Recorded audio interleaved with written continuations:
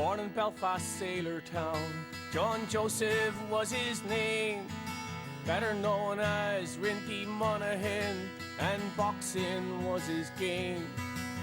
He took the world flyweight crown from Jackie Patterson in the King's Hall in his hometown. Irish eyes were smiling.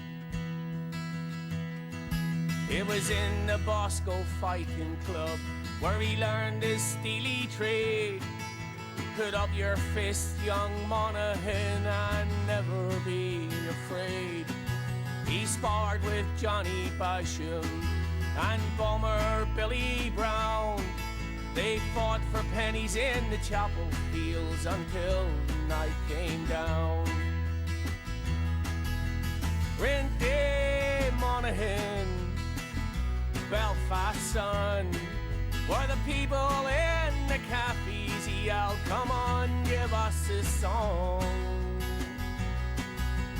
Rinty Monaghan, Belfast son, where the people in the cafes yelled, come on, give us a song.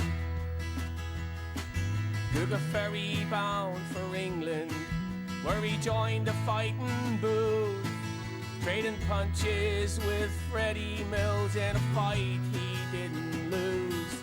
He sang 'em always chasing rainbows at a bout in Haringey. Then he turned to Terry Allen, says I'll return again someday. He challenged Maurice Sandrian to fight him for his crown, but the Frenchman knocked him in the third and he led him to the ground. The referee had counted 9 before the tin rose. Then he danced his way from danger before he struck the winning blow. Rinty Monaghan, Belfast son, where the people in the cafes yelled, come on, give us a song. Rinty Monaghan, Belfast son, where the people in the cafes yelled, come on, give us a song. It was in the 1950s when he hung up his gloves, retired a world champion, but singing was his love. With his band of Rintonians, he went out on the road, the working man Sinatra in his own hometown. He died in 1984, a contender to the end, the fighting man from Sailor Town, always the people's friend.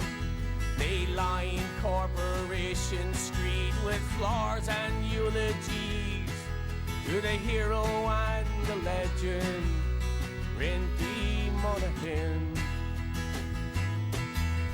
Rinty Monaghan, Belfast son, where the people in the cafes yelled, come on, give us a song.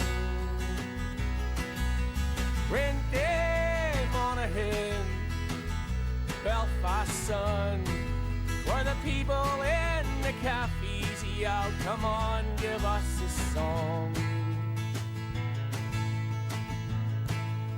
Come on, give us a song.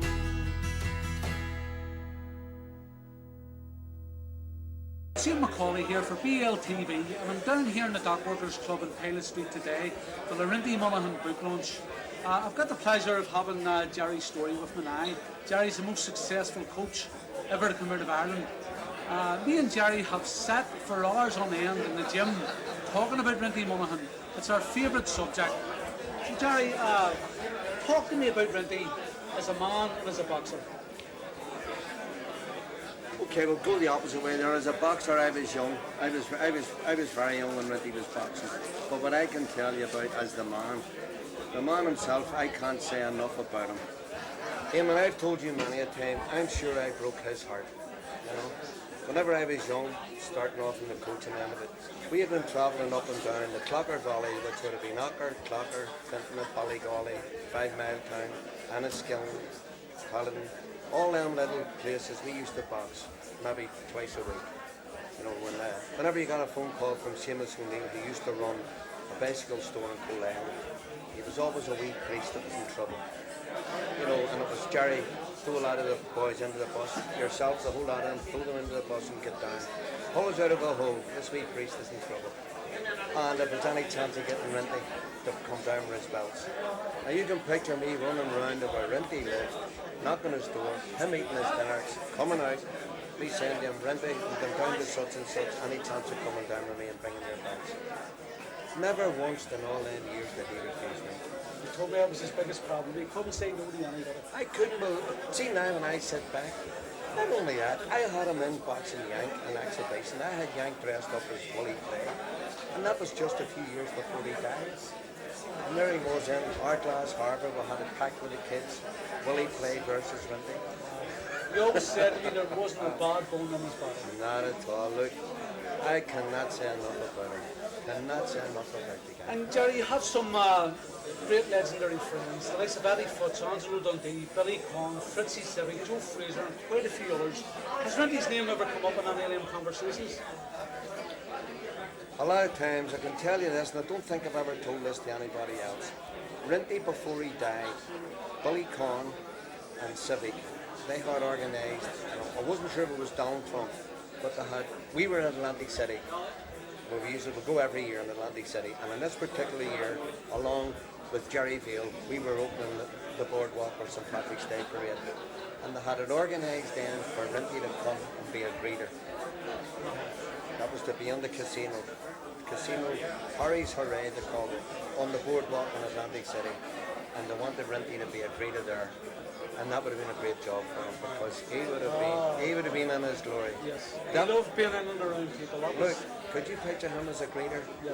Well, people actually said it was sad that he ended up as a petrol pump attendant in his Shamrock garage. But Rinty was a happy person. Rinty, was nothing sad about it. Being around people, Rinty, the happiness and the contentment came from inside, and Rinty was a very happy person. So there was nothing really to be sad about. We're hoping this book might touch the public conscience, and the two things may come to fruition. First of all, the book's going to America. It's going to ship packaged and shipped to America, and that's going to go on sale there. And we're hoping two things may come out of it. The one, that Rinty may be enshrined in the International Hall of Fame. Which he should be. And that a statue may be unveiled in Belfast of Rinty. Which it should be. Hopefully in Sailorstown and maybe up in King's Hall. I'm sure you would endorse that. Absolutely. I think Rinty should be in the front of the City Hall along with all our sports persons who have made it. And we'll have some great sports persons. Well, Gerry, the family supports everything that's being done for George Best. But me, personally, I can only speak for myself. I feel as though there's a bit of an imbalance there. There's George Best Stadium, there's George Best artworks, George Best fibres, George Best stamps, George Best statues. There's nothing really to commemorate Rinty. So hopefully, Well, what I've said about Rinty, look, you see the local people and all of us in Belfast, we were used to Rinty. As I told you, I didn't realise till he was dead and gone, and when I got a bit older, just what I had done. There was a lot more like Gerry's story going for Rinty. yeah. Now, Rinty to me, Rinty wouldn't have worried him if he had a fiver in his pocket or 5p in his pocket. Didn't have annoy him. And to me, when he was working for Phil Moley, he was happy. He was delighted. He was happy doing what he was doing. He was meeting the public. I was a happy person. Anybody who went in there, it was a bit of crack with him all the time, and he liked that, and he loved that, and everybody was delighted. Although they were using him, they all loved to introduce Rinty to their friends. Yes. They all used to love that. Well, George Best left Belfast when he was 15. Rinty lived all his years here. Gerry, thanks very much for talking to me. It's a problem. It's a pleasure to do that.